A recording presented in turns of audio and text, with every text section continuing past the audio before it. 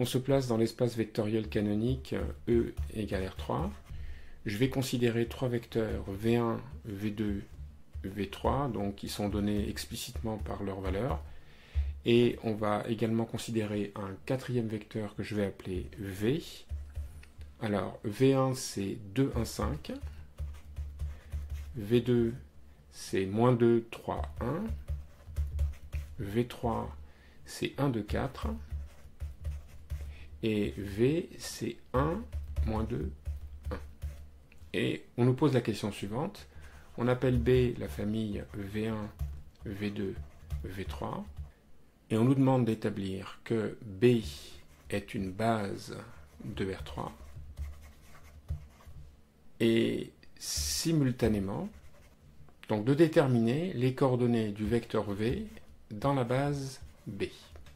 Et pour ça, on va appliquer l'algorithme de l'échelonnement vertical et sa variante de mémorisation.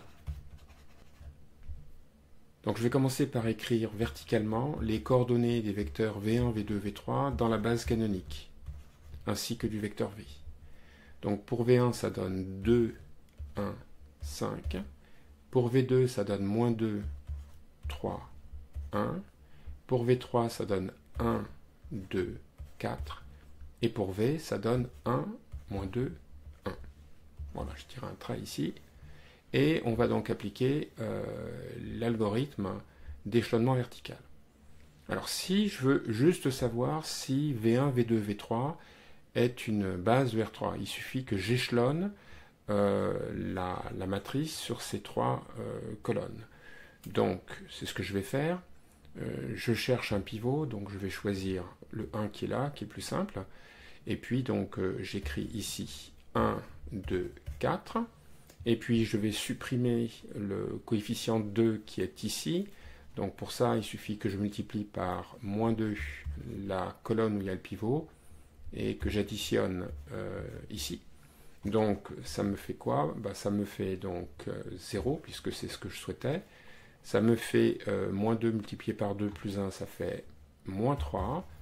Et puis moins 2 multiplié par 4 plus 5, ça fait encore moins 3. Je continue pour supprimer le coefficient qui est ici, à côté du pivot. Je vais donc devoir multiplier par 2 la colonne où il y a le pivot et additionner ça à la colonne où il y a V2. Donc qu'est-ce que je vais obtenir? Eh bien, le 0 que je souhaitais sur la ligne du pivot, puis 2 multiplié par 2, ça fait 4 et 3, ça fait 7. Et puis pour la dernière ligne, ça fait 2 fois 4, 8, et 1, ça fait 9. Donc je viens de commencer l'échelonnement des trois premières colonnes. J'obtiens donc un tableau échelonné sur 2 colonnes, et la question est de savoir si ça va s'échelonner sur 2 ou 3 colonnes. Alors ça ne peut s'échelonner que sur 2 colonnes, c'est-à-dire les 2 colonnes que j'ai déjà, que si la dernière colonne est collinéaire à la précédente. Or, c'est manifestement pas le cas. Je vois bien que si ces deux vecteurs colonnes étaient collinéaires, eh bien fatalement, les deux dernières composantes seraient égales, puisque c'est le cas pour l'avant-dernière colonne. Donc à ce stade, ce que je peux dire, c'est que la famille B égale V1, V2, V3 est assurément une base de R3, puisque le sous-espace engendré par les trois vecteurs qui sont là, eh bien, est de dimension 3, puisque j'ai un échelonnement sur 3 colonnes. Maintenant, je vais mémoriser les opérations qu'on a faites. Donc ici, j'avais placé dans cette colonne, j'avais placé le vecteur V3. Donc au-dessus, j'écris V3. Ici, qu'est-ce qu'on avait fait? On avait fait moins 2 V3 plus V1. Donc je vais l'écrire dans l'ordre V1 moins 2 V3. Et puis, qu'est-ce qu'on avait fait pour cette dernière colonne? C'est écrit ici. On avait fait donc 2 V3 plus V2. Donc je vais écrire V2 plus 2 V3. Et puis il faut que j'échelonne la dernière colonne. Donc je vais neutraliser le coefficient qui est ici. Pour ça, donc, il suffit que je multiplie la colonne où il y a le pivot par moins 1. et que j'additionne le résultat dans la dernière colonne. Ça va créer donc un 0 ici. Le vecteur que j'obtiens, eh bien, c'est moins 1 multiplié par V3 plus V, donc ça fait moins V3 plus V, que je mentionne au-dessus de la colonne. Il ne me reste plus qu'à calculer les autres coefficients, donc ça me fait moins 2 ça fait moins 4, et puis moins 1 multiplié par 4 plus 1, ça fait moins 3. Donc je vais poursuivre l'échelonnement en donc supprimant, je vais prendre comme pivot la valeur qui est ici, et donc je vais supprimer les deux coefficients qui sont à droite du pivot. Je vais donc creuser au niveau du coefficient 7 ici. Donc pour ça, il suffit que je multiplie par 7 cette colonne, et puis par 3 celle-ci, hein, ça va me faire du moins 21 plus 21, ce qui fera donc un 0 ici. Le 0 qui est là se propage.